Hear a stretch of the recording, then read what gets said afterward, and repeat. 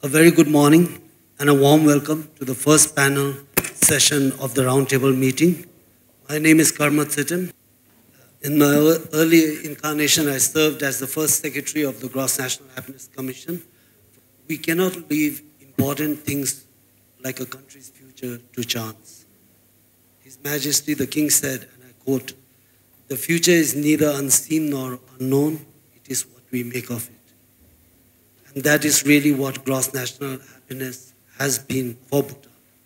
A vision of what we want, a nation where people fulfill themselves and find peace and happiness, and a philosophy with ensuing values to guide our actions as we strive to achieve it. To give this topic the full treatment that it merits, we have four eminent speakers who will address the most important and relevant aspects for the purposes the 14th roundtable meeting. Before I introduce with pleasure the speakers, allow me to briefly introduce the topic along three veins to frame the four interventions to follow. Firstly, GNH is more important than GNP. With these words uttered by His Majesty the Fourth King of Bhutan, Chimmi Wangdi, in response to a journalist, soon after he became the Fourth King of Bhutan, Bhutan's development journey to pursue happiness as the overarching development goal began. At that time, it would have probably sounded radical to say the least, since Bhutan's development journey took, to paraphrase the poet Robert Frost, the road less traveled.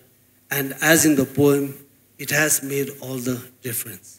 In fact, it is difficult to imagine today the counterfactual, but if you look outside Bhutan, it is quite easy. What we have been able to avoid are great inequities and marginalization of large segments of our society, disappearing culture and traditions, fraying social fabric, environmental degradation, abject poverty, poor governance, rampant corruption, etc. And how have we been able to avoid these ills that plague development elsewhere? By the balanced and holistic approach to development that characterizes gross national happiness. Indeed, gross national happiness is built on the four pillars of sustainable and equitable socioeconomic development, conservation of the environment, preservation and promotion of our culture and traditions, and good governance. In its operationalization to guide and gauge Bhutan's development, the Gross National Happiness Index, which leaves the responsibility of happiness at the individual level with the individual, directs the government to create favorable conditions in 9 areas: living standards, cultural diversity and resilience, community vitality, ecological diversity and resilience, good governance, time use, psychological well-being, health, and education. The hope is development outcomes that enable people to lead fulfilling and hopefully happy lives. It draws policy and program attention to those who are unhappy and helps identify these people and places. Dasho, Dr. Karma Ura, the president of the Center for Bhutan Studies and GNH Research, his intervention will touch upon these and more, and tell us how we fare and what challenges remain. Second, as a member of the Open Working Group on the SDGs, I had the opportunity to participate in a number of meetings on the subject at the UN. We must laud the UN's successful launch of the SDGs, as it is a quantum leap from the MDGs and hold much promise for a more sustainable development around the world.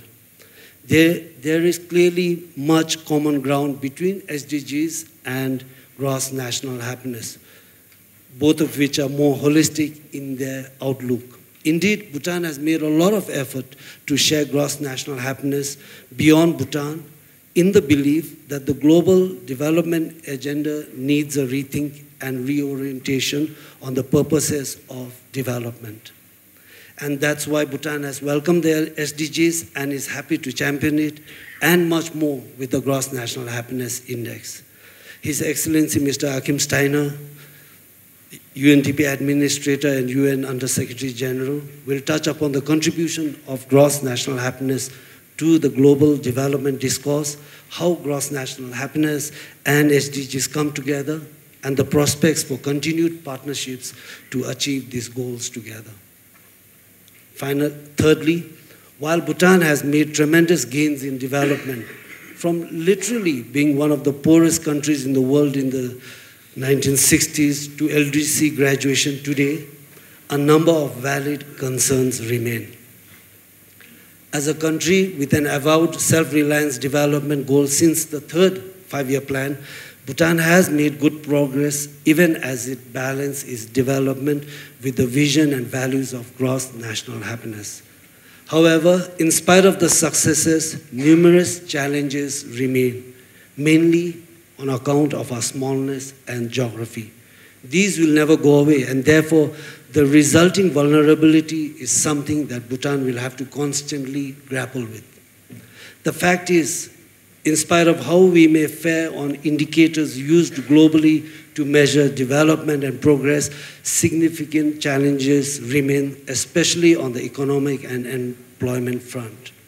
In this respect, the conversations around LDC graduation and the phasing out of financial and technical support, as well as reduction in development partnerships, have become and are a growing concern not just for policymakers, but people in the streets and villages.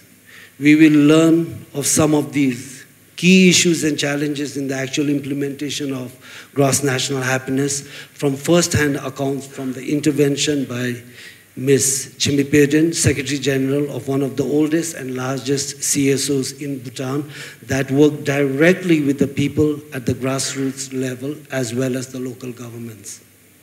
The interventions around what life is really like for those on the margins and what development really means for them will also provide space for Ms. Sabina Alkire to shed some light on metrics that best suit the pursuit of an egalitarian society, which is a key outcome that gross national happiness aspires to.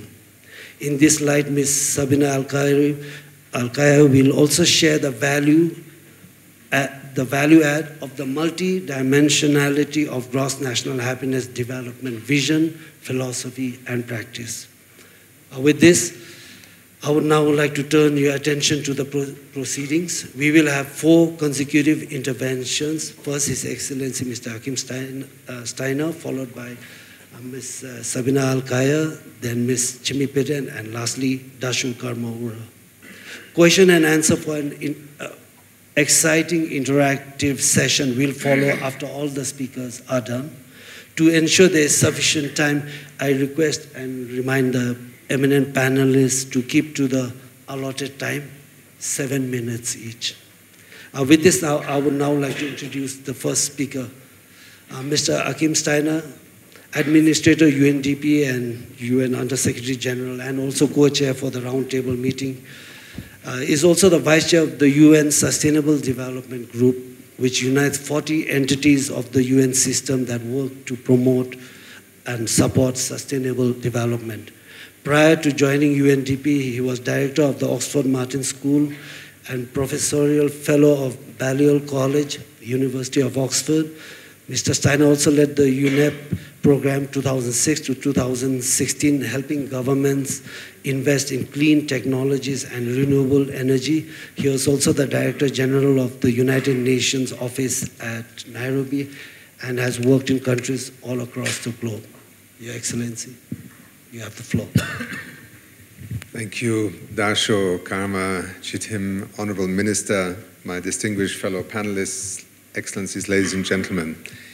Let me begin by just thanking you again for the invitation to co-chair this roundtable meeting, coming at a moment, as you just pointed out, in Bhutan's own development history that none of us can underestimate. My personal interest in joining you here is that I have been a student, a long-distance student of Bhutan's own thinking about development and their Majesty's visionary thinking also about where development is likely to take us, and your wonderful quote that the future is not unknown, it is what we make it, is the essence of the mandate of an organization like the United Nations Development Program. I mean, I cannot put it more beautifully. I wish we had thought of it as a strapline at the time, because as we meet here in the year 2019, let us be clear, the future of development is passing through a profound period of transformation. Disruption on the one hand, extraordinary opportunities on the other, but caught at a moment in time where the ability of communities, societies, nations to decide the pathways that they want to pursue being severely compromised. The crisis in leadership, the lack of confidence in governments and economic leadership, the manifestation also of the failures of development over the decades, whether it is on inequality, on the environmental balance sheet, but also sometimes on things that matter to people beyond those which for a long time became the singular reference point for development, characterize the moment in which we find ourselves. Now, to some, the future of development is shaped by the largest economies on this planet. But that already is also a fallacy, because at a moment like this, it is not the size of your economy that determines what is likely to be leadership that is likely to unite nations in a common purpose. It is ideas, it is values, it is purpose. It is not accidental that in the big consultancy world of today, working across our nations in the global marketplace, purpose-led transformation suddenly becomes a very important term. Many companies that I speak to today look to the future employees and the markets from which they recruit, no longer through the salaries they offer, but to a level of identification that allows their future employees to be attracted to their company because they believe in the value of what they do in that company. So this idea that at the beginning of the 21st century, with extraordinary science, technology, economics, $300 trillion in our financial economy, we have singular drivers simply does not hold true. In Bhutan's own journey, through the wisdom of your majesties, but also in the way that you have pursued that articulation, and I look to my left and to my right, and to the many friends of Bhutan, you have articulated a vision in the search for development outcomes, and you began our session by saying, let us begin from the end point and work backwards. A vision that speaks much more accurately to human nature and to human psychology. The future of development, as we are reinventing it right now, is in one sense driven by factors beyond our immediate control. But that is nothing new in history. That's human ingenuity to cope with these so-called externalities or external factors. The question is, how do we reinvent our economies, our societies, the way we work with one another, collaborate with one another, into concepts that allow governments to then take decisions on behalf of their peoples, investment decisions, technology decisions, decisions about accumulation of wealth, and is inequality the inevitable price of development? Is sustainability or the lack of sustainability, the exploitation of environment, the inevitable price for development? The answer to all of these was yes in the 20th century, let us be clear, even if it is a slight oversimplification. But the 21st century, and right now, as we sit here today together, across the world, the rich world, the poorer world, the developed, developing world, whichever term you want to use, are in fact converging on having to confront similar challenges at this point in time. The 2015 summit in New York in the General Assembly Hall in September that adopted the 2030 Agenda and the Sustainable Development Goals is in some ways immensely counterintuitive. Because at a time when geopolitics and many of the tensions across the globe were already re-emerging, those who had the vision to come together and frame an agenda for cooperation on development were able to draw an entirely different picture of what would matter about what happens next. Here is the first point of alignment with Bhutan's own vision for development, a recalibration of the things that we need to think about when we think about the future of development in terms of outcomes. The Sustainable Development Goals are many things to many people, but so was gross national happiness when you began the journey. It is over the maturing of that concept, from a value and a purpose-led vision into a developmental paradigm, into tools that allow the government to assess different policy decisions in terms of their impacts across the 9 domains that you have matured this concept. And the same is now unfolding with the Sustainable Development Goals, and thankfully not in following some notion of religious statement out of a General Assembly or some global truth, but rather as a way of having a conversation about what matters in development. Excellencies, ladies and gentlemen, at the beginning of 2019, the World Economic Forum, in its risk report, identified the top 3 risks as being environmental risks. And why do I mention this? Because, you know, there are many in this room that for many years have seen the Achilles heel of 20th century development decision-making, the paradigms that have driven the exploitation of nature as an accelerator for economic development, and the risks that it would bring. Initially, it was a challenge to the values that we were displaying in the way we treated nature or creation, depending on where your reference points are. Increasingly, it became an economic cost and therefore a necessity to think about the environmental issues. And today we live in an age where it has become an imperative. And this is one trajectory along which we can understand why the development futures dialogues across our countries, communities, and nations are evolving so fast. Inequality is the other one. Who would have thought that in an age of extraordinary wealth, of stock markets that have gone through every ceiling that anybody would ever have conceived 20 years ago, we were on the verge of an economic implosion in 2008. The odd thing that then happened is even more of a reminder of how slow our ability to respond is, because 3 years after 2008, Wall Street and the financial markets were already back at the level of financial and market enthusiasm as they were just before 2008. Meanwhile, societies across the world were still figuring out how to pay off the debts that they had to incur 2 generations down the line to stabilize an economic shock at that moment.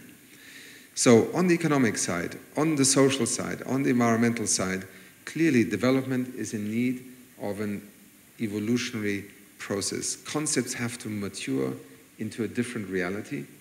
And as we meet here in Bhutan, and sitting also next to my dear colleague Sabina, the way we look at development, the way we measure development, the way we allow societies to determine what are development outcomes that they wish, and not simply the ones that they're being told they may choose, is at the heart of what you are seeking to do in Bhutan, and what I believe, certainly through the perspective of leading a development program of the United Nations and being part of a United Nations development system, in what we are also seeking to achieve with our work globally.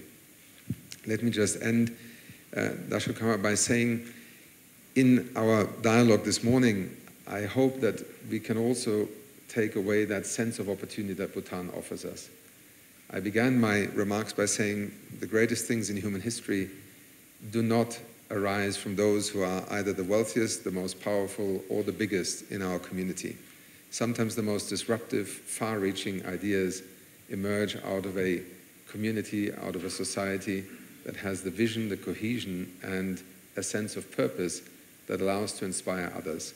This roundtable meeting is therefore, in my mind, as much about what happens next with development in Bhutan as it is for us in the international development community to seek inspiration, ideas, and also leadership from the way Bhutan will continue to define its development path. Thank you.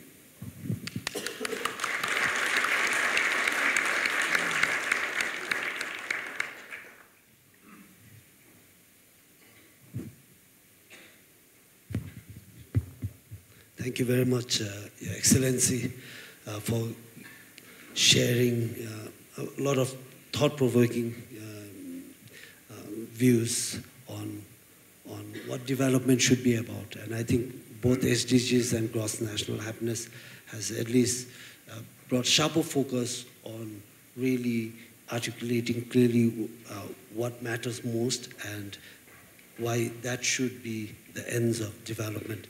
And I hope distinguished delegates and participants here will have your questions ready, because we'll take the question and answer after the 4 consecutive interventions. Thank you very much. With that, I turn to the next speaker, Dr. Sabina Alkire, Director of Oxford Poverty and Human Development Initiative.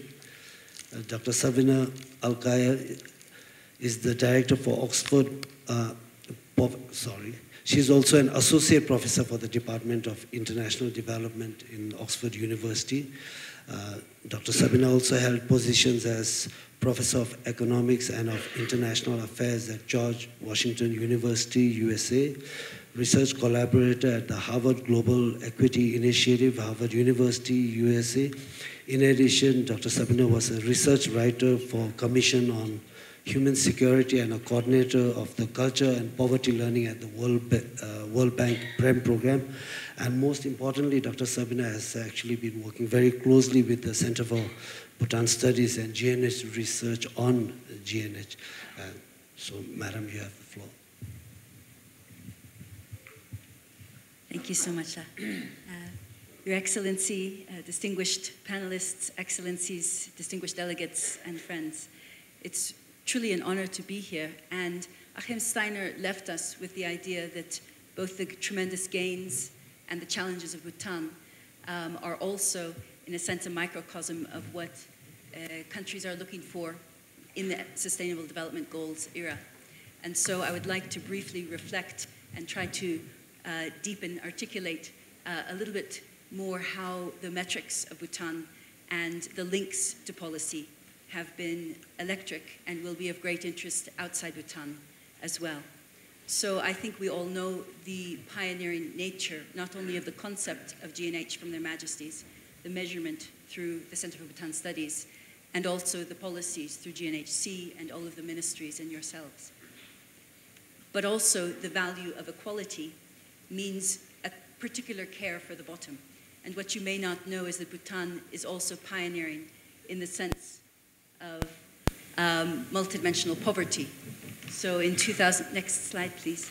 In 2008, 2010, Bhutan launched its national MPI in the roundtable, supported by UNDP and the Royal Government of Bhutan. Next slide please. And that multidimensional poverty index was the first of its kind, and it's seen a very sharp reduction, halving within 5 years, a much greater rate than is required within the SDGs for that indicator. But also it's been pioneering on the world stage. So in 2011, Colombia released its MPI. In 2012, Chile. Now there's a South-South network with 57 participating countries gathered around that idea, plus 17 agencies. Every country in South Asia now is developing an MPI, supported by UNDP in Pakistan, World Bank, Nepal, UNICEF, and all of the rest of the countries. And so there is a great interest in that community in how Bhutan has focused on the bottom of the distribution, 3 of the 9 dimensions of GNH. Next slide.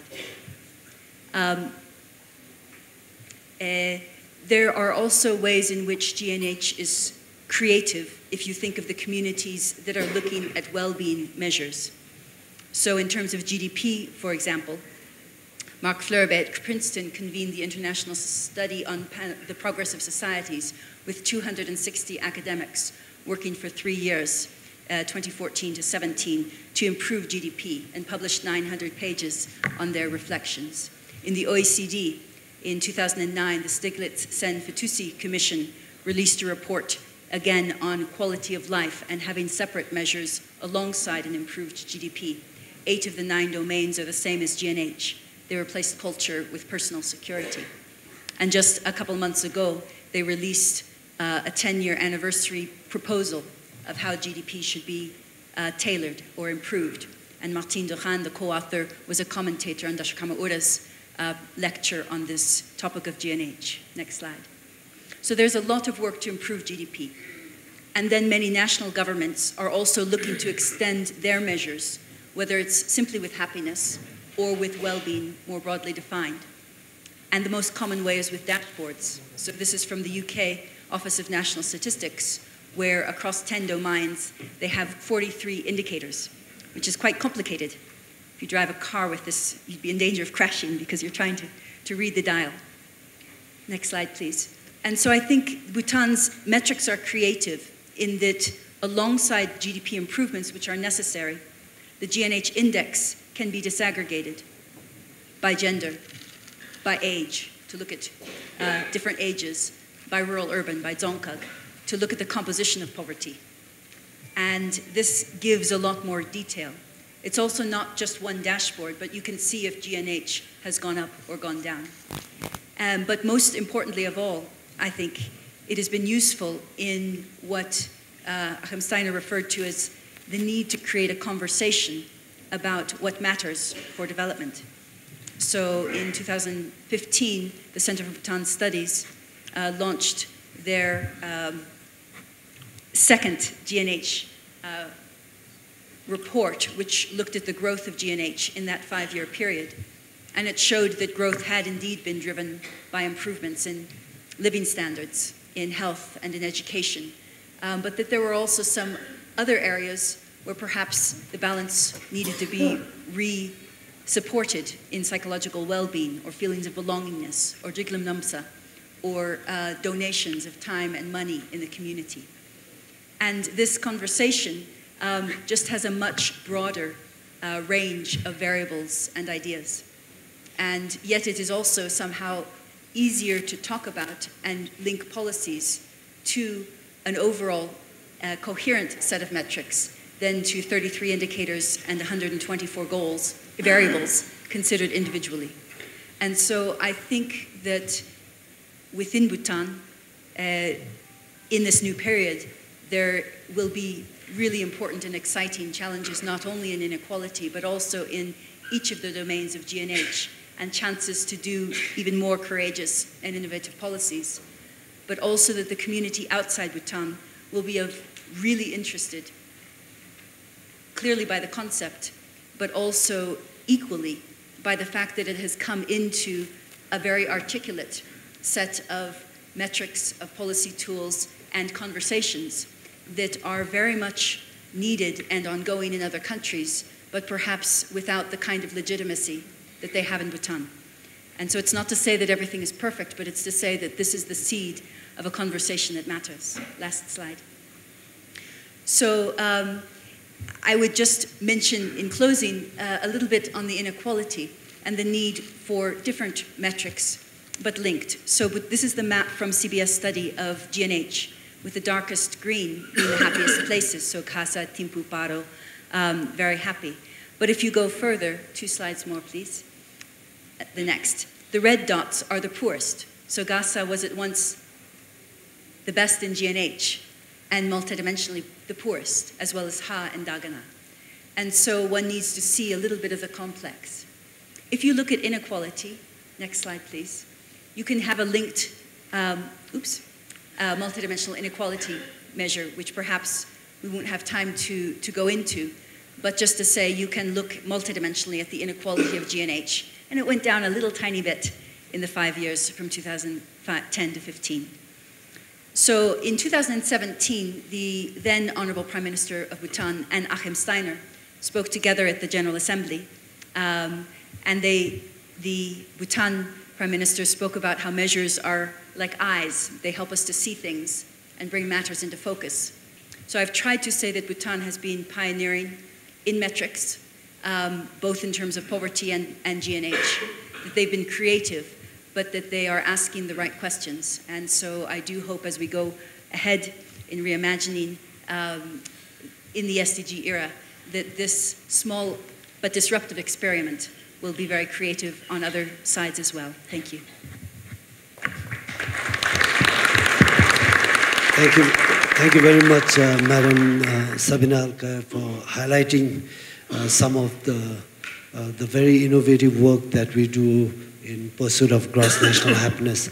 And I think what you mentioned also ties in well with what His Excellency Mr. Achim Steiner earlier said, that eventually in development discourse, I think the real contest is the contest for ideas, and the innovative work that Bhutan is doing actually can bring the evidence which hopefully can shift the conversation and the development discourse to a truly more sustainable trajectory across the globe.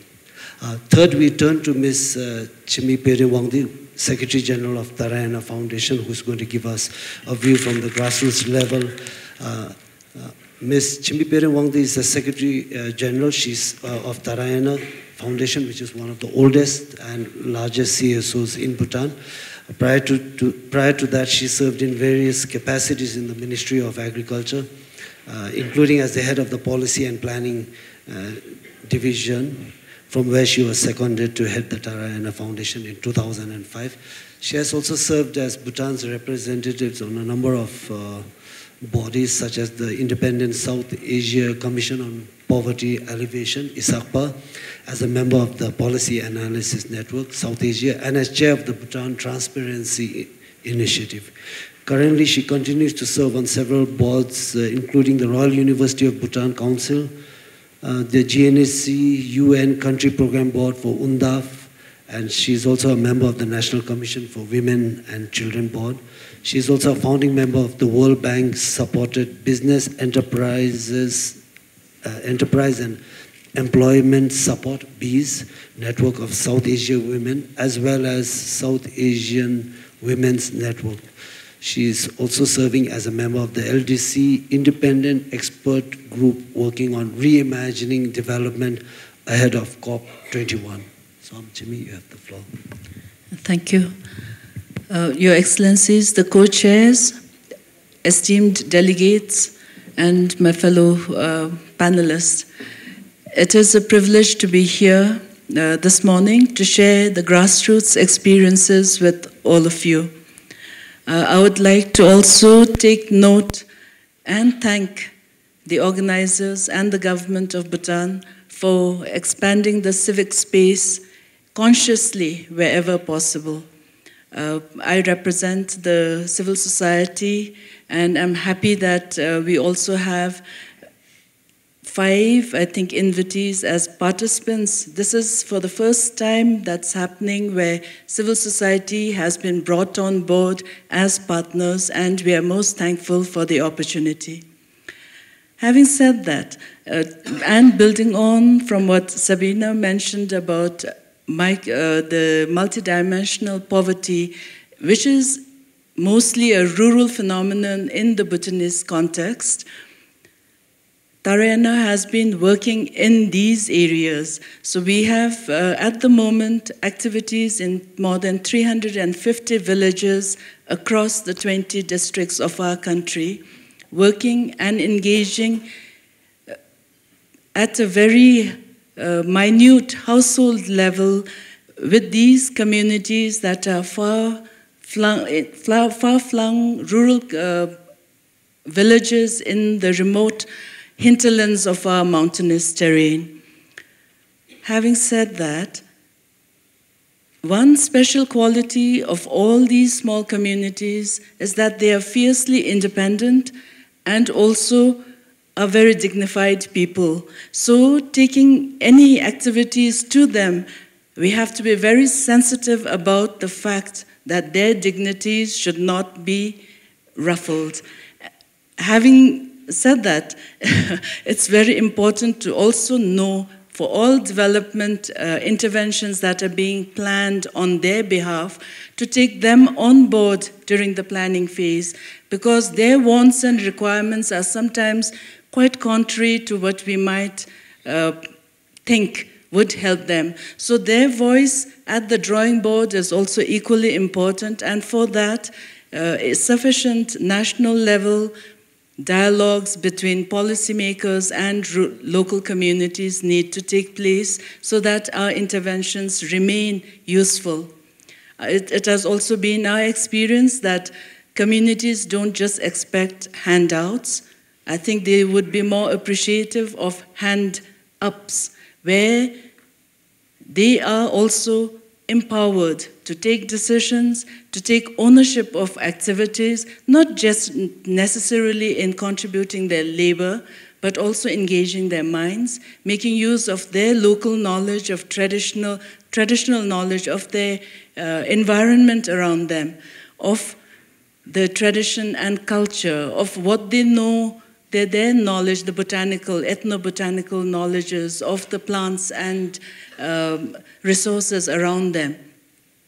So, I mean, I've been astounded by the treasure trove of information our local communities hold, and they have not yet learned to value these, or they think is irrelevant in the discussions, in the developmental dialogues that we have.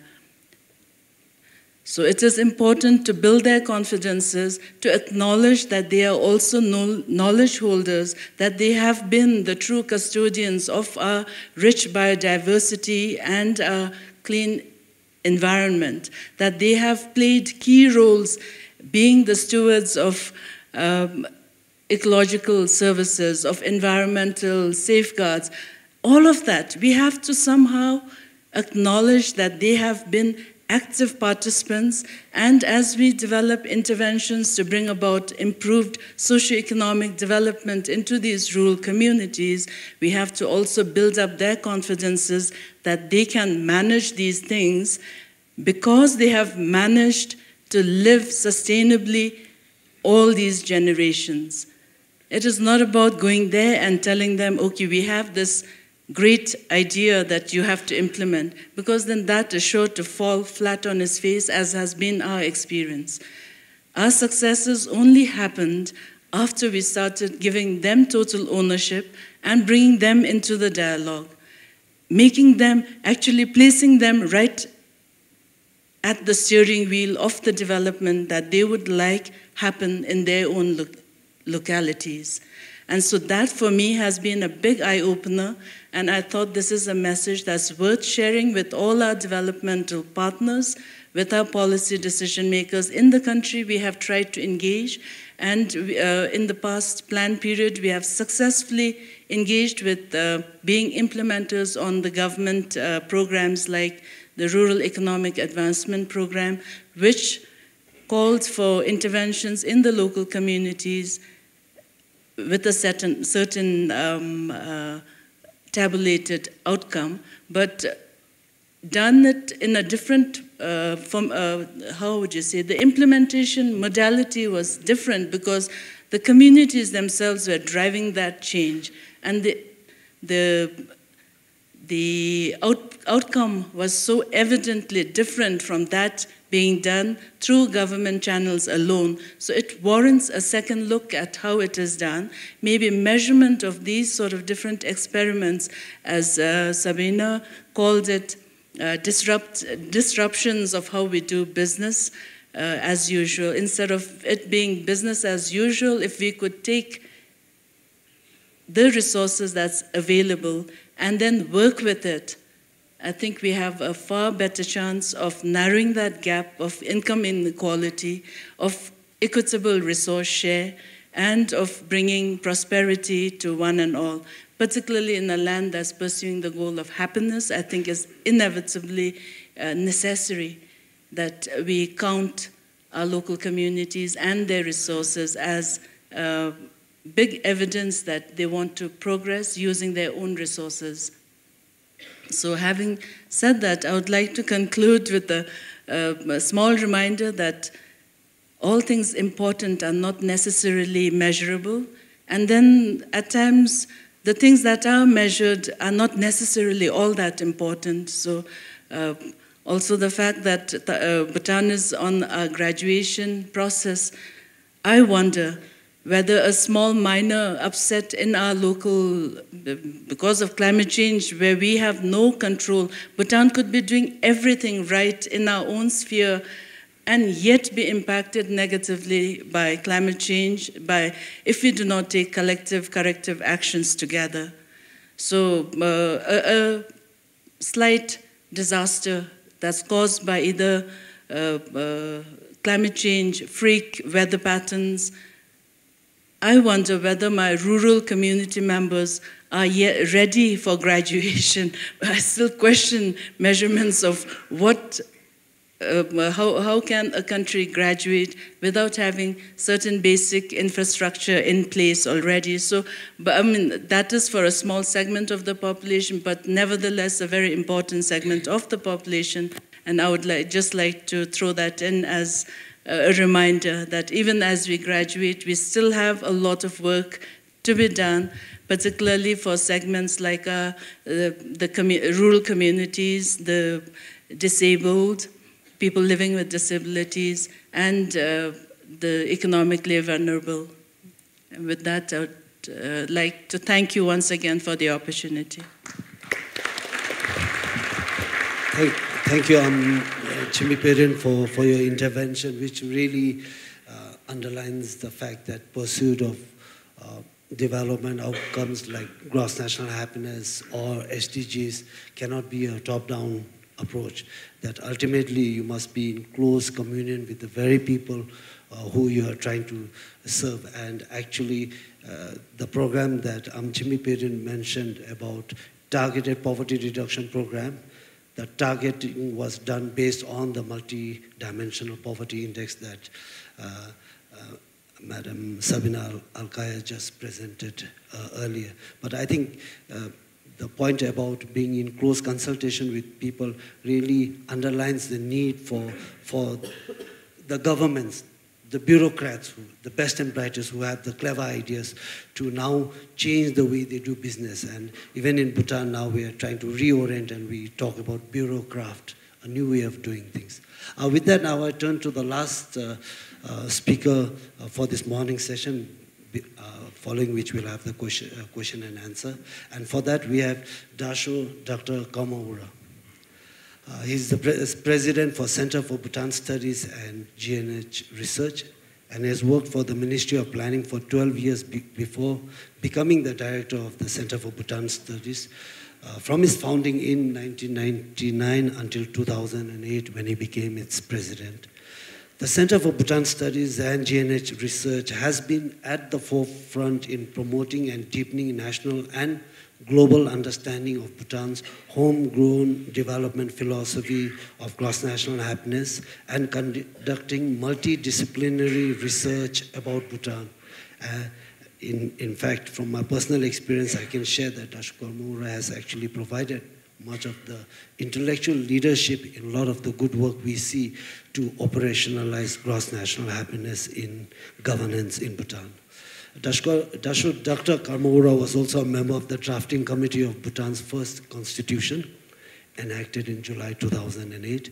He is an associate editor, International Journal of Asian Business and Information Management, 2009 onwards, a member of the School of Wellbeing, Chulalongkorn University, and Sannaga Prada Foundation, Thailand, member of the Reflection Group on Global Development Perspectives, Global Policy Forum, Europe, Bonn, 2010 onwards, member of the Chief Economist Advisory Panel, South Asia Region, World Bank. He is also a visiting professor in several universities, institutes, such as Nagoya University, Japan, and Xi'an University of Architecture and Technology. Dasho, you have the floor.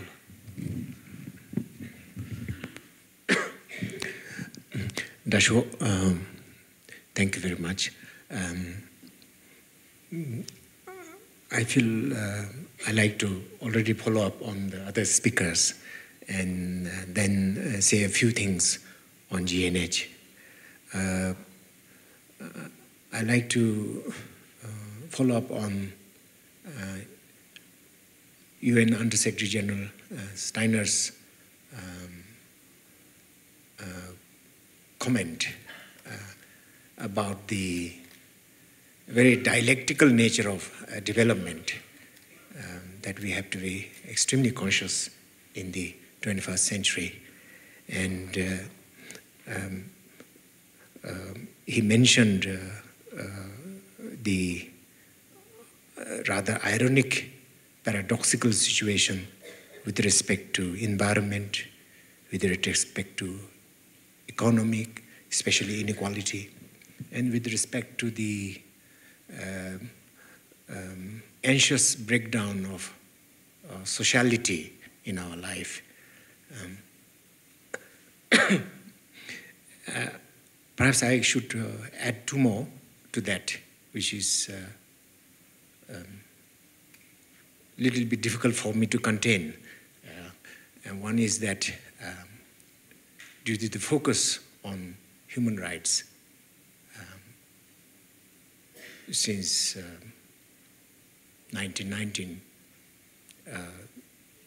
our lives have had huge protective cushions, but at the same time we have marched with systematized and rationalized cruelty towards animals. So since then, the rights of the animals have been lost in a very bizarre and traumatic fashion.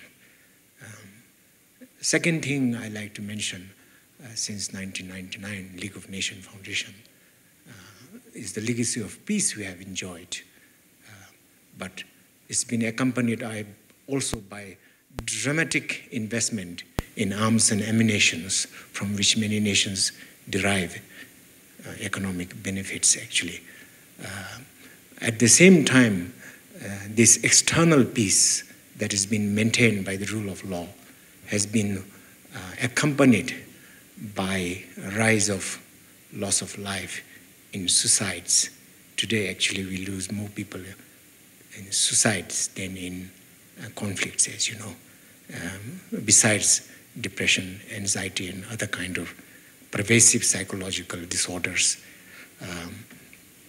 And then I think His Excellency's very precious observations on the wide range of price of development that we now know because of this macro information we get was followed by a kind of production of micro information between and within nations by Dr. Sabina.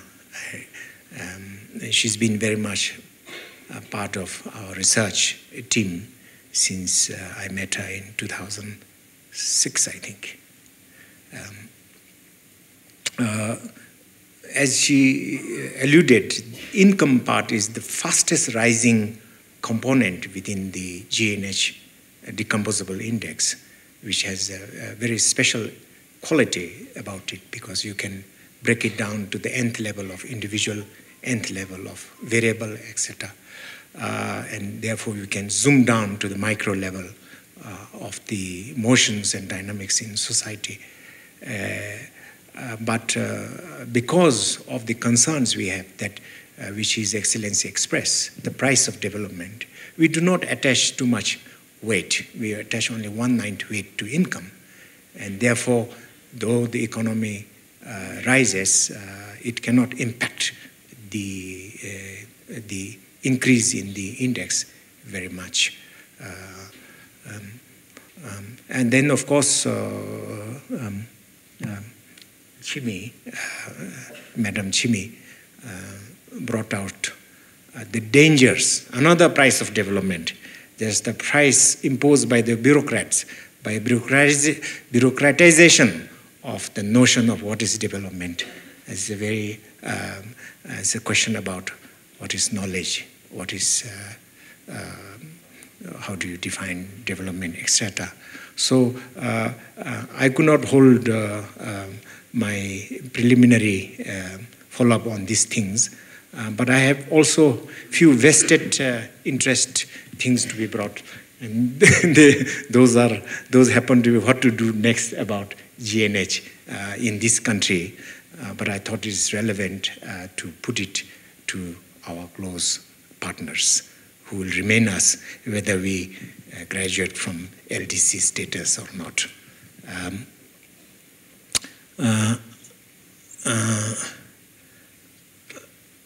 I think it's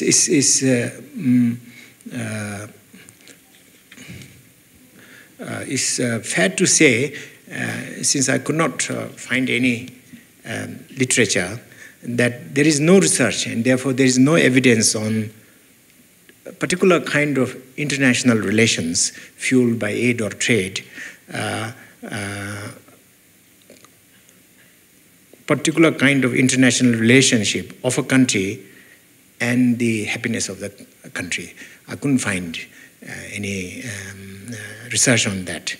But there's evidence that the difference in the subjective well-being attainments between nations is very much dependent or explained by the quality of social relationships within and between nations. And that is a question of how a citizen of a country relates to other citizens of that same country. And within the happiness literature, as our Foreign Minister, Honorable Lempo, already mentioned, within relationship of nations as well as within social relationship in a community, being grateful and expressing gratefulness is a happiness generative thing. Counting kindnesses also affect happiness both ways. So I think this is, as an older member of this civil service in our country, I feel I have to fulfill my own urge to express gratitude. Bhutan has counted on your blessings and that you have showered on Bhutan for so many decades.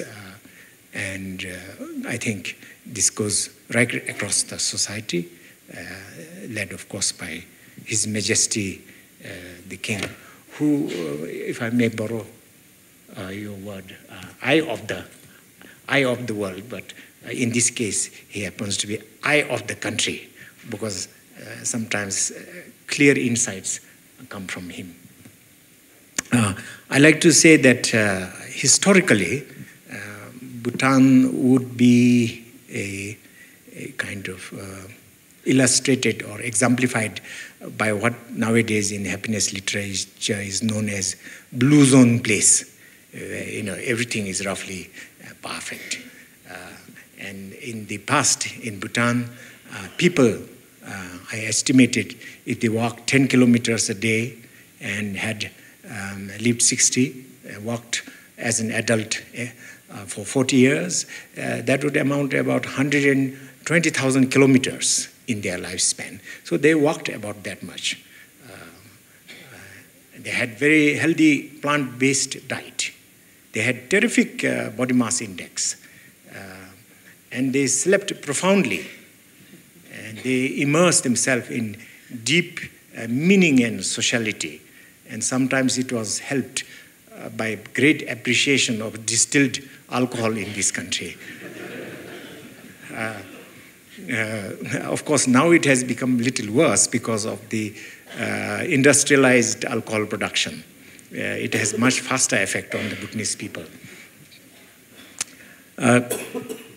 GNH, envisioned by the fourth king, as you know, is an attempt to retain these parts of good life among modern generations.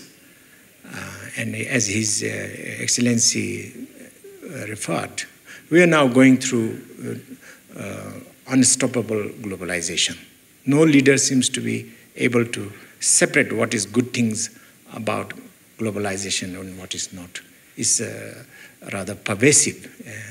And we are going through experience of hyper-reality because of social media, not able to distinguish what is real and what is not real. What is real is the true question of Buddhism, actually. It's an ontological question. But now, past and present government have tried to embrace GNH. Sometimes they don't embrace, but profess GNH.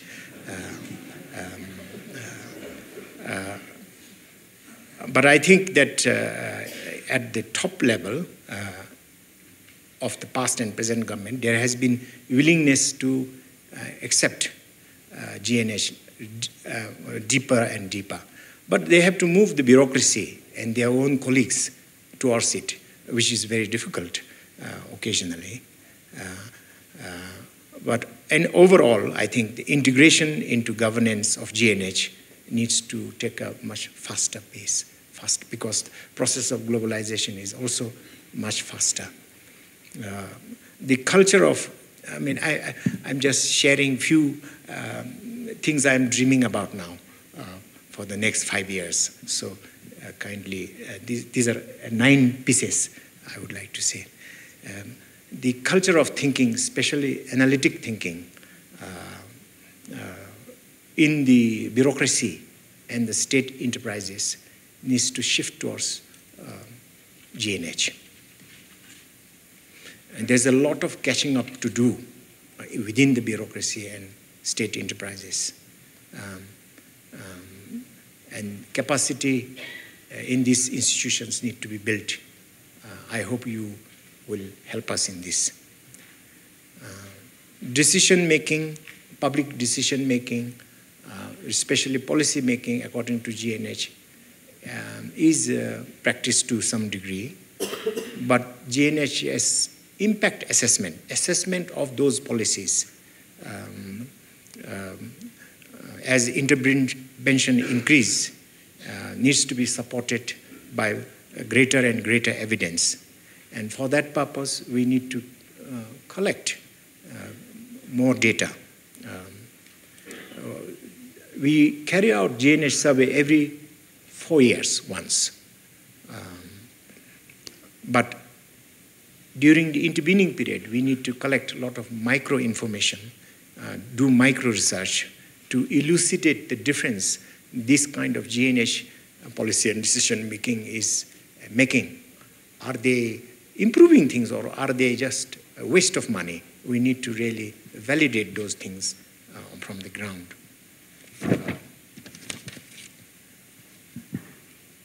I think our annual budget since 1961 is very orthodox. They've been doing as they have been doing for a long time. But I think this needs to be assessed also now by the budget proposals impact sector by sector, ministry by ministry, by GNH.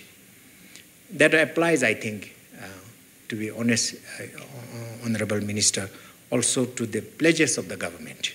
They need to be also assessed by GNH if we are to become a little more serious. Sometimes pledges have a privileged position. They skip this kind of assessment. Companies and corporations beyond a certain size and scale should be obliged to report on GNH business certifications. We have developed a framework, but its wider application is to take place only this year. It is a much broader, perhaps more sensitive than the most advanced one in other places just now, which is called Benefit Corporation, B Corp. And they themselves have confirmed that it is more tougher assessment than B Corporation. In fact, the leadership in B Corporation is going to support us to hold exactly a conference on this in Italy next year. So I think there is not much credibility and validity if we don't practice it here. So I hope the government will help us, help ourselves in practicing it.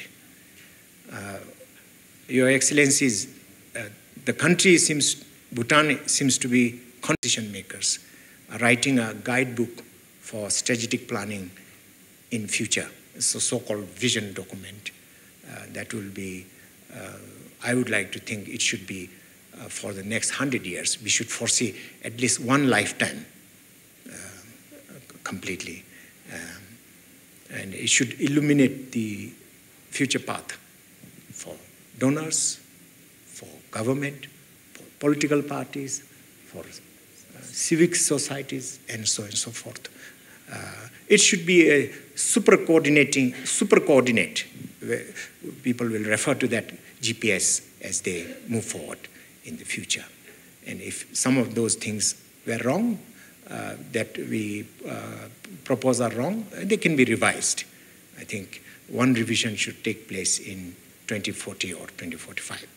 So again, I think that for those, all of you who have been interested in the future of this government, there should be a role to participate as this draft develops. And I do hope that UNDP, who has played an instrumental role in this through intellectual administrators like Renata in the past, will continue to enrich it. I think GNH, or well-being, happiness, should obviously be embedded in legislation. But to do that, we have to influence the legislative process itself. The legislative process must be analyzed from happiness and well-being perspective. It is not done so far. And so I think the quality and purpose of every piece of legislation could be oriented towards well-being and happiness if we do that. Parliament is so sovereign sometimes that they do not participate in this sort of process. I hope they will.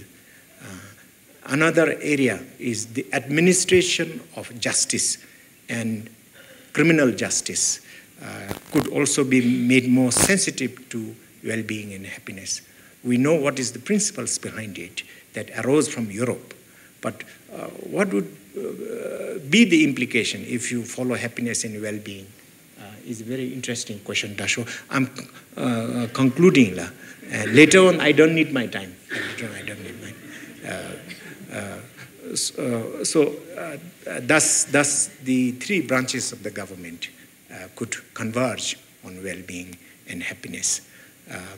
I think one burning question in Bhutan that I would like to draw the attention of government as well as the donor is that outcomes of GNH is much poorer in critical domains like community, culture, and environment in urban areas, implying that the urban planning has been very much short of its standard and idealism. So the framework of urban planning for GNH is a very fruitful area, and I hope government will zoom down on this as a priority instead of leaving it to the past procedures and method, which hasn't yielded much. I think finally, Dasho, this is my final point, that regardless of what the bureaucrats and the officials do, regardless of that, people have a deep urge, every individual has a deep urge to improve their skills, their habits, their behaviors, their thinking towards happiness and well-being. And that we should do, regardless of whether bureaucracy follows up. And the main channel to do it through the media. The media's content should displace lesser ones, like political chatter, bad negative news. I think this should be displaced. And also, in my opinion, Bhutanese people are sleeping less and less now. There's a huge proportion of Bhutanese people who don't sleep 7 hours. And it's caused by BBS, which is running 24 hours. I would shut it down at 10 o'clock. So I think if we do those things, regardless of what bureaucrats does, nation will be very happy and strong. And I think bureaucracy, corporations should take up the right challenge. The right challenge is really about well-being and happiness. Thank you very much. I exceeded, but I don't need time. Thank you very much, Dashkar Mohra. We had to indulge Dashkar Mohra because I think it's extremely important what Dasho touched on, which is GNH, what next? And I think what you mentioned about what we could do, whether at the local level, national level, and indeed at the global level are very important issues to discuss. And I think you shared a number of ideas, and Honorable Minister is here. I hope the government of the day will also take those and consider those. I think we should acknowledge one fact that in Bhutan's journey to pursue GNH, especially after 2008, has been quite a challenge. And if we see GNH outcomes, it's not so much due to bureaucrat or the ability of the bureaucrats to translate GNH ideas properly into activities on the ground, but because of the multitude of actors who have GNH values. And that's how we still see quite good GNH outcomes, even though the bureaucrats may not necessarily have the craft to do. And I think many of the ideas shared actually will address those, and I think these are worthy of further consideration for the government. So with that, we have done with all our interventions, and now we will open the floor to any questions. I request you to briefly introduce yourself and highlight the panelists to whom you are directing your question. Thank you. So with that, floor is open. My name is Jerry Daly, and I'm the resident coordinator of the United Nations here in Bhutan. This question is probably mostly directed at Chimmi, coming from a CSO point of view. But I think perhaps Karma Ura may want to engage, even though I took note of his 9 specific points, which I found to be very fruitful.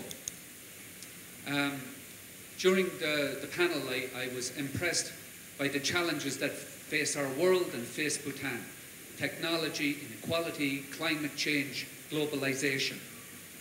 I also took note of the fact that metrics, even in the UK, don't always bring us positive outcomes.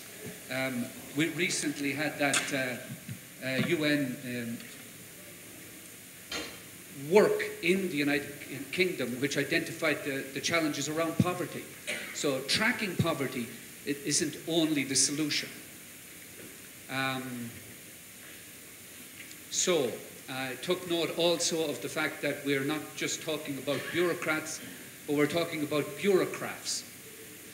As Dasho Karma Ura mentioned, we here in Bhutan over the coming years will be preparing a vision, perhaps 2030, perhaps 2045. We also, over the coming months and years, will be putting as much as 50% of government expenditure in at the Dzongkhag level. From a gross national happiness point of view, what are the specific advice, what are the specific metrics that you would advise the bureaucrats to be following, both in identifying how to put the wisest expenditures of that 50% at the Dzongkhag level, Chimmi, but also what's your advice as we develop, as the bureaucrats develop the 2030, 2045 vision? Thank you. Thank you, Jerry, for that question. I think that's very, very relevant in our current context as we start implementing the 12th five-year plans. I'm a little worried, a little concerned, because the capacity and the people at the Dzongkhag remain the same. The budget has increased. I hope there are guidelines on how to engage local communities as well as civil society organizations who work in those at that local level, so that the amount is spent wisely, that it is not being spent just for the sake of spending. There are quite a lot of areas, particularly digital divide, education, resources for education in the rural areas. Because at the end of the day, our children, whether they come from rural areas or from urban schools, they all have to fight for the same, or they have to compete for the same jobs, and the rural children are already disadvantaged without access to proper digital information, digital technology that has made information available and accessible at the touch of a button should definitely be made available to our rural children in order to narrow that digital gap. It is not so much about urban and rural anymore, but digital, I guess, solutions would also give us an opportunity of expanding the potentials of our rural communities. So that is one area, definitely. Vocational, and we work at the grassroots, so we are quite used to thinking of small micro enterprises for the groups in the villages. But our community members are turning around and telling us, now enough with your micro businesses. You have trained us enough, you have given us the confidence, we want to do bigger and better things. Are there business portfolios that you can give us that are more suited to the local resources of those areas, and collectively they could form a small business enterprise that belongs to their community, and they could benefit from it rather than a third party coming from somewhere else with a permit benefiting from those resources. So those are the questions that we get, and I hope that the local government is also taking note of these questions, because these are the areas where this extra 50% could also be invested in. But definitely I would go back to the point that consulting local communities, and not just for the sake of ticking a box and saying consultation done, but actually sitting with them and consulting and listening to their needs. Because half the times is the things that they don't say that is equally important to what they say at these meetings. So so long as those are kept in mind, I think the local government has a fair chance of doing well. Civil society, we are quite a lot of registered civil society actors in the country, and I hope they would engage all of us wisely. I think Chimmi was telling that when she was a little bit, questioning the rationale and justification of, graduating out of, LDC status, and are we ready or prepared for it? These points are valid, and as Bangladesh is also experiencing the same, scenario, but sometimes the decisions are autonomous of our choices, like the Committee for Development Policy has fixed up some criteria like GNH per capita, Human Assets Index, and Environmental Vulnerability Index, and of course I should say that Bhutan has a high, almost economic environmental vulnerability. So sometimes the choices are not made, but it's decided. So, and I was just thinking that the Gini coefficient, for Bhutan has also increased to a little bit extent. The Queensel was saying that it was like a little bit. So it's also a big challenge for the royal government of Bhutan. So as we graduate out of the LDC status by 2033, of course Bangladesh has done some studies and exercise that as we graduate out of LDC, there will be some erosion of preferences. We will lose some,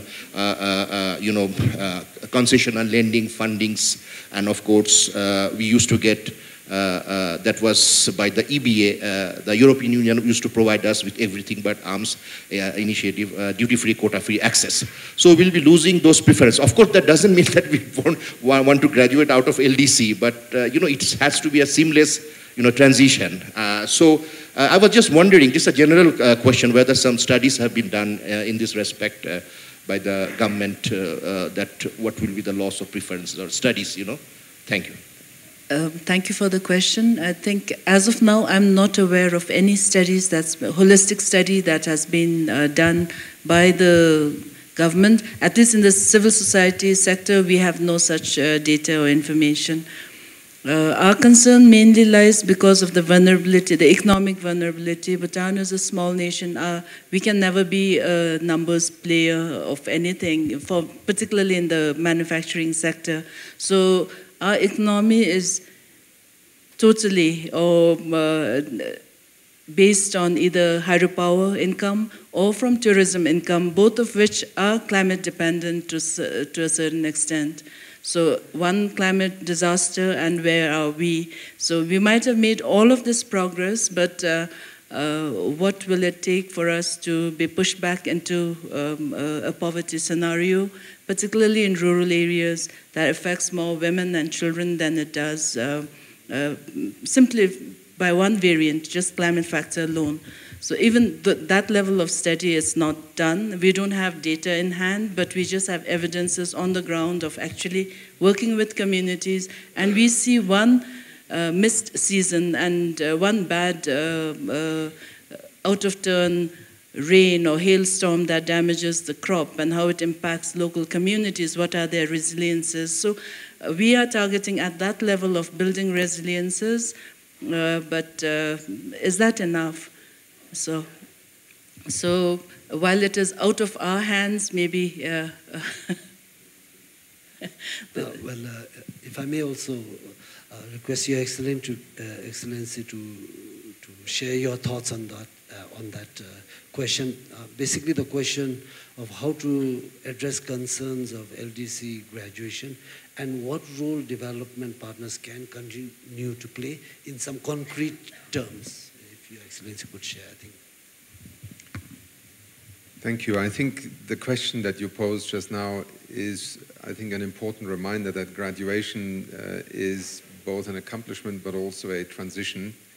And I think it does behoove every country to analyze very carefully what will change. So I think if government has not yet done an analysis, I would certainly be very glad to commit UNDP also to assisting in analyzing what will happen in 3 years' time, because it can be very disruptive. Let me also be very frank with you. Many of us in the United Nations, member states, but also those of us who work within the different entities of the UN, I have my colleague also from UNESCAP, I think, here. We look at this whole graduation framework with mixed feelings. It is a product of a conviction that there is a point at which a nation moves into a different status of development. And that, I think, is not wrong as a departure point. What I think has unfortunately happened is that the lens through which we define that point is far too narrow, far too mechanistic. And that triggers a series of consequences that do not take account of countries' very different realities. So the first thing is, can we evolve the instrument? And I think here there are two forces at play. There is a donor community that has not played a marginal role in this process, that is very keen to see countries graduate, for obvious reasons. On the other hand, in the very same nations, there is a more profound debate about global security, about a common future, about public goods that essentially very often have led us to understand that a simplistic view of graduation can trigger consequences that will cost far more to the international community in due course. So there is, first of all, also in the work that, for example, we do together on defining poverty, the multidimensional poverty index, the work that we do with Sabina and OFI is a way of trying to change this mechanistic view of defining development parameters and metrics.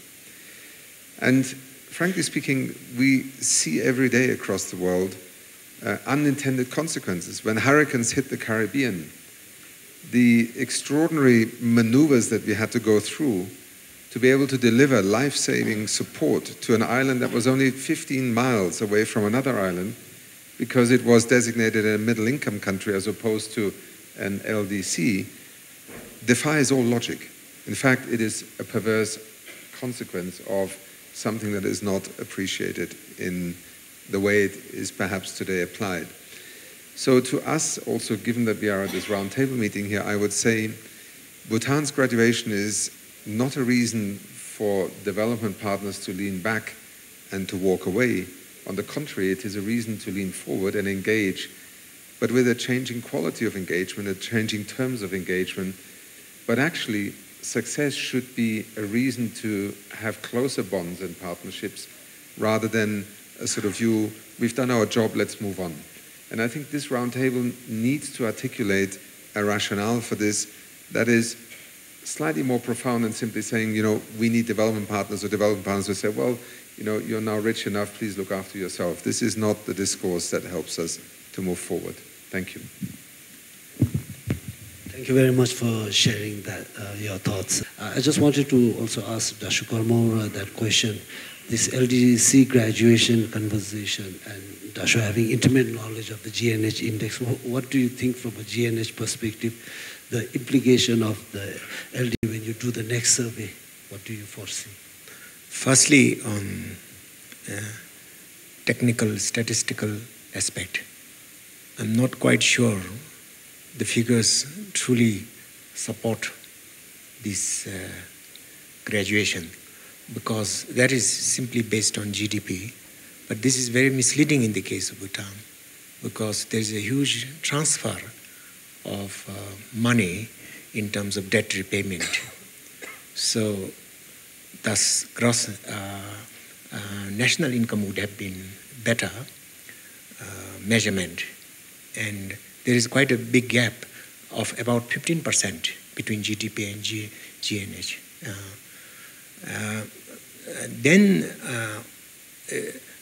Contrary to what Finance Ministry says, Bhutan is not a comfortably taxed country. It is a heavily taxed country. If you take off the revenue which is accrued from the hydropower, the tax ratio to GDP is quite high. So ultimately, disposable income with the people is not as glorious as projected by GDP per capita of $3,000 plus. So that's the statistical part. But the second thing is that we owe a big gratitude to government of India for supporting Bhutan in terms of its budget. And quite a great deal of investment comes from government of India and other leading partners in Bhutan. This is very unstable, by the way. It depends on many other factors. And should the investment level go down, the sustainability of the GDP on which this measure is singularly dependent could be very fragile, actually. So,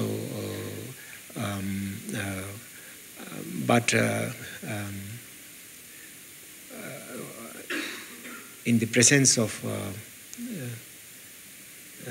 His Excellency, I'd like to also project a dream that one day we will have additional ones, and the additional one would be, when do you graduate?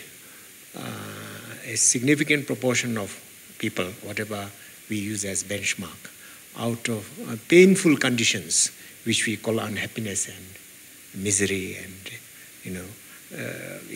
that would be a true graduation, really, in holistic well-being terms, instead of rather controversial and ambiguous measurement, which we all are very familiar GDP is. So I think I already broke my own self-imposed law. Thank you, Dasho. One more question from the lady there. Kusambo, everyone. Thank you for this opportunity. I've just written this small poem here. The lullaby of correctness often drowns the rage of survival. So soothing and sweet to the ears, failing to address the challenges. The pain of survival will only be felt when the taste of sour sweat permeates the overwhelming, sweet-smelling aroma of abundance and wealth.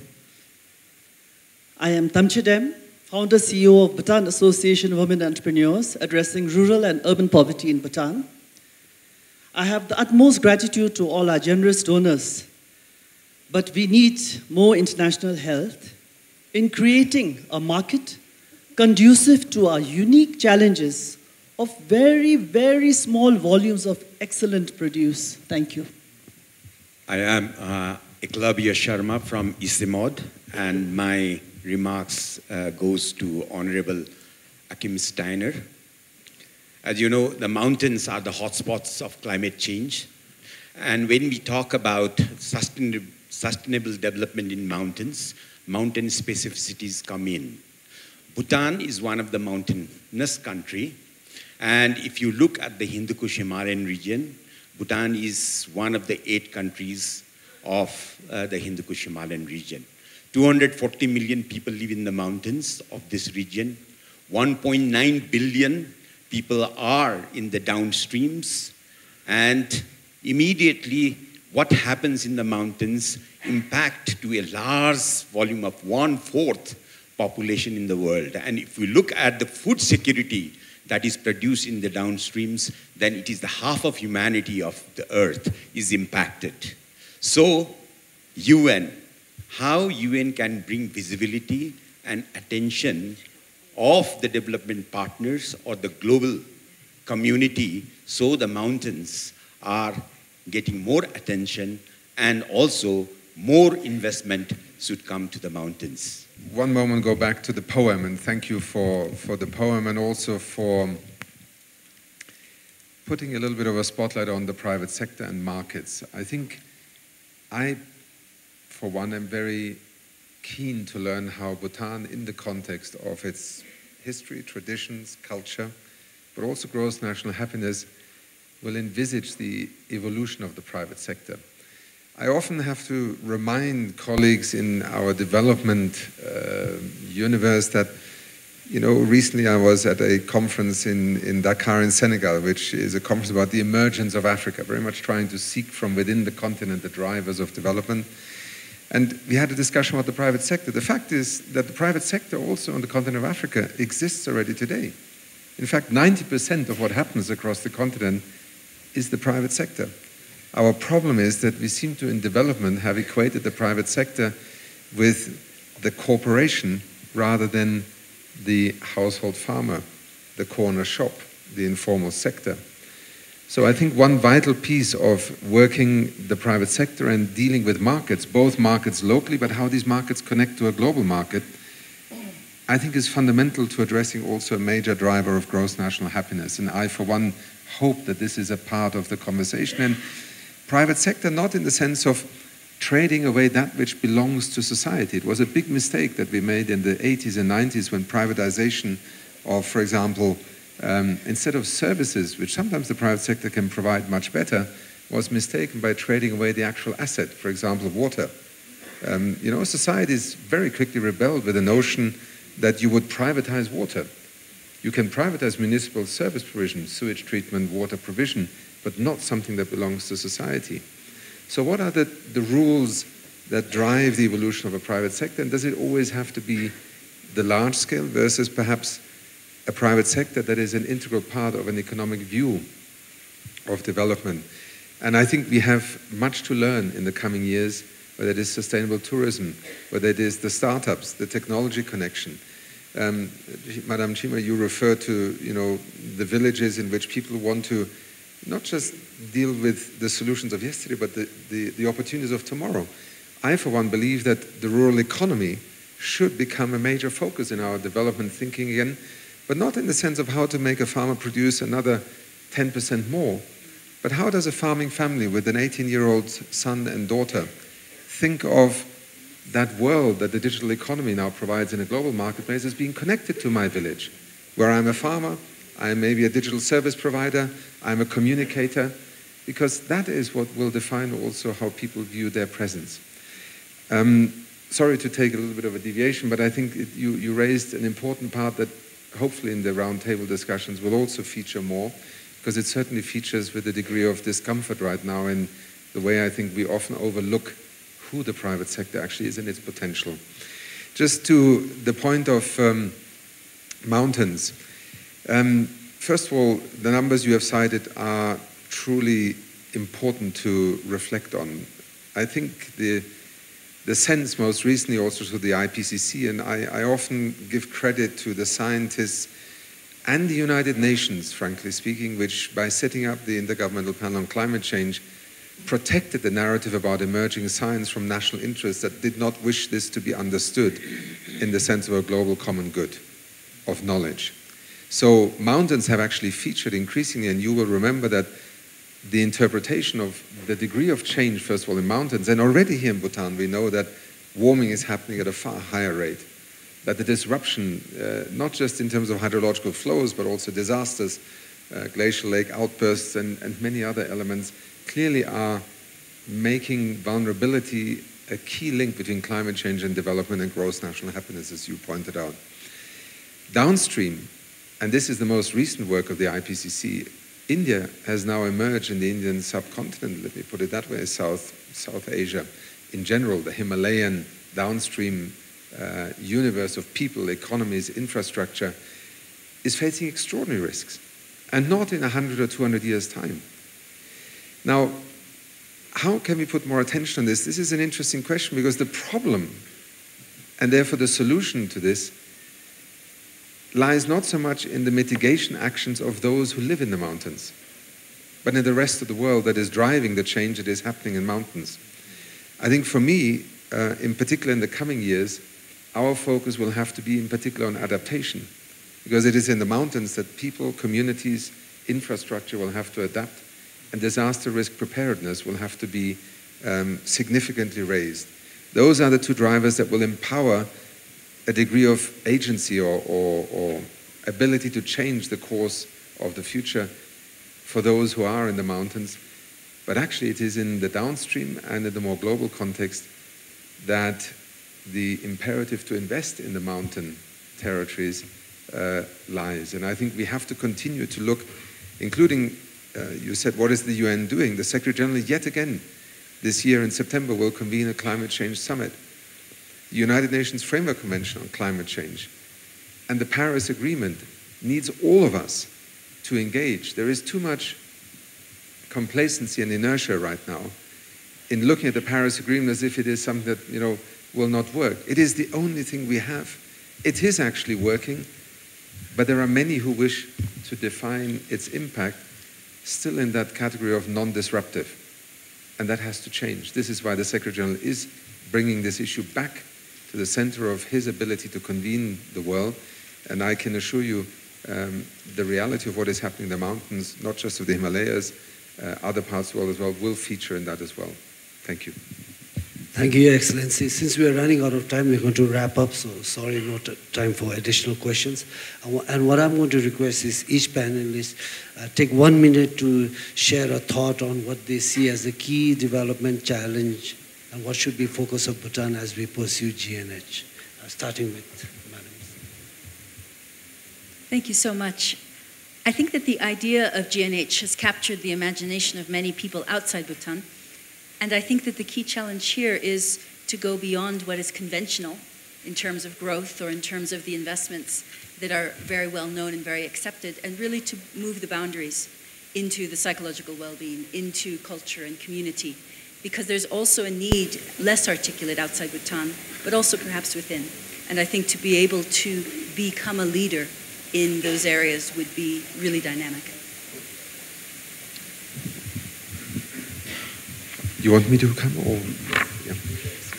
I was struck a number of times this morning by our discussion about bureaucrats, and Dasho Karma, you referred to it also in terms of gross national happiness and how the systems of government, legislature, but executive, those who work in the ministries that have to take decisions today, tomorrow about what to do next, may be one of the challenges. And I think being often myself now called a bureaucrat, which I struggle with, I think it is important that we, by virtue of belonging to an institution, we are defined to be certain actors in the development arena. But being a bureaucrat, and I reflected as I listened to you this morning, maybe a definition in the sense of a state of being, but it does not have to be the definition of a state of mind. And I think this is where gross national happiness, and often in the history of inspiring development choices, what we have seen is that people retain the freedom to imagine and then to choose a different pathway. That is what Amartya Sen also, when he talked about human development and the freedom from fear and the freedom from want, associated very much with this notion that countries can, communities can, people can choose different pathways. As you opened this morning's session with His Majesty's quote, I simply leave you with the thought that a country like Costa Rica chose to abolish its army against all advice and odds. Switzerland chose to have a development model where its people would stay where they lived and belonged in their villages, and they would connect the economy around that living infrastructure rather than urbanize. And there are many examples like this, and I hope that is part of the thread that you will also maintain in the gross national happiness discussions. Thank you. Dasho Karma.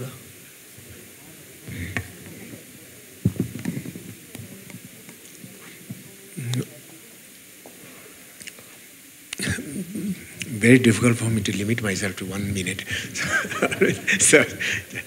But there is a saying that it depends on the mountain you live. The mountain can be toxic, mountain can be golden.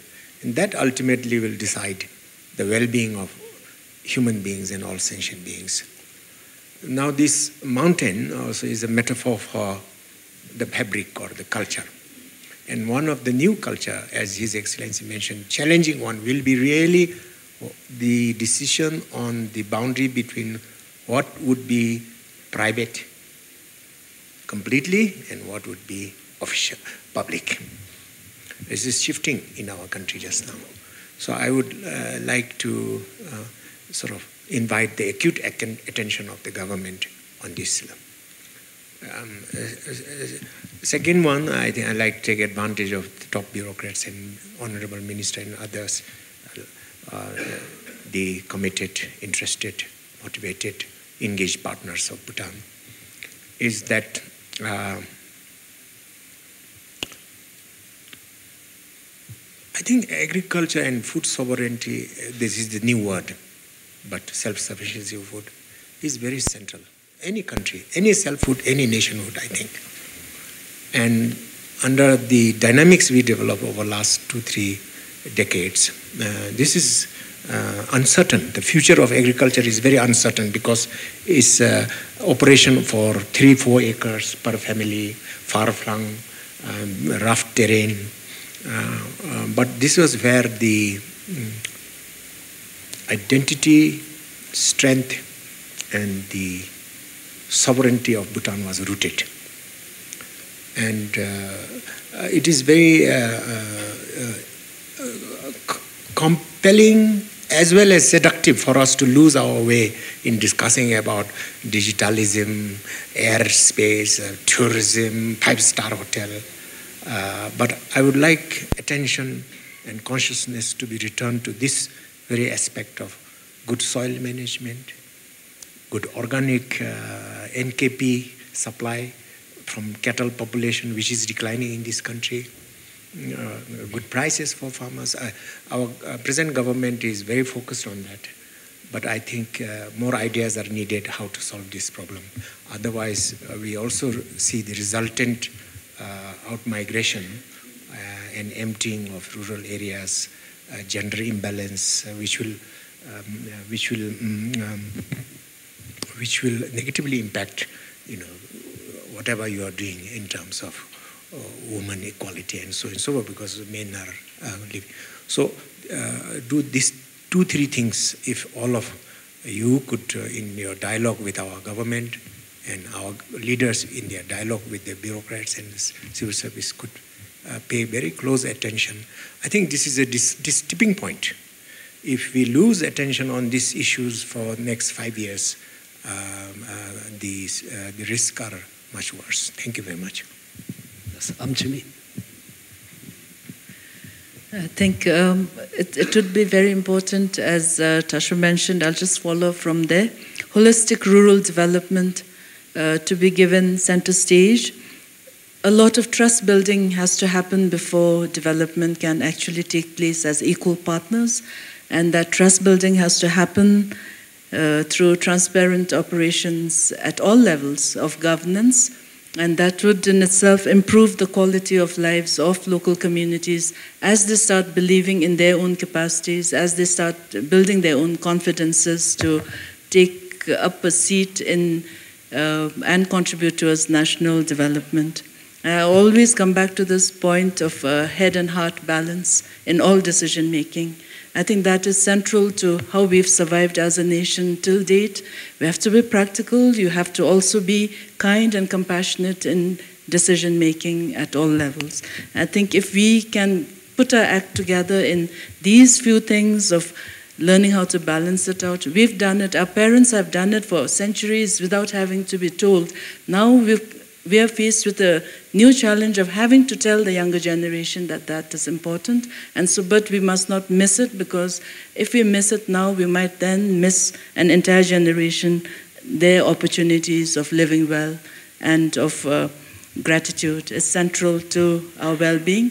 We have to be grateful every morning that you wake up and you are breathing clean, fresh air, you're able to drink in good, clean water. I think these are some basic things that we've now taken for granted, and that our sense of gratitude does not reach to those levels. We are grateful for many other things, but these sort of things which we've taken for granted, I think it's time to look in and sort of also see that what we could lose if we just took it for granted. Thank you. Thank you. Thank you, Chimmi, for a very positive note to end the discussions. Please join me in giving a round of applause to our eminent panelists. Time's up, thankfully, so I will not try to summarize. I think I've faced miserably in keeping to time. So I will not try to summarize, but of course we have the rapporteurs here to capture the very rich discussions.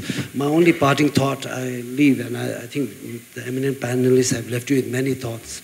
The only thought I'll leave you all with is that many of the issues we need to address to pursue development, GNH or SDG, there are a subset which is technical, which is all about just finding money, people with the right skills, and you can always address it. I think the bigger challenge is really the mindset challenge.